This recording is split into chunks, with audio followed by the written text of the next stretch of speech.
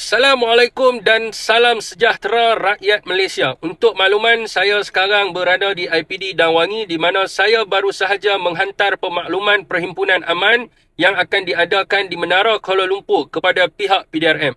Himpunan ini diadakan bagi menyuarakan tuntutan rakyat, iaitu yang pertama, kerajaan perlu menjelaskan berkaitan penyusutan pegangan ekuiti Bumiputera yang bercanggah daripada Pelan Transformasi Ekonomi Bumiputera dan dasar jaringan keselamatan ekuiti Bumiputera.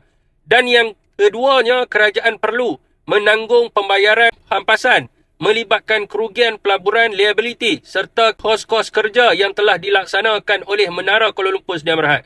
Dan yang ketiganya adalah atas faktor keselamatan. Kerajaan perlu mempertimbangkan untuk menamatkan konsesi Lim Siong Hai dan memberikan konsesi ini dekat syarikat 100% Bumiputera kerana bangunan strategik yang diisytiharkan sebagai sasaran penting hendaklah diuruskan oleh pihak 100% Bumiputera. Dan yang akhirnya adalah pihak SPRM perlu menyiasat penganugerahan konsesi Menara Kuala Lumpur dekat Lim Siong Hai ini.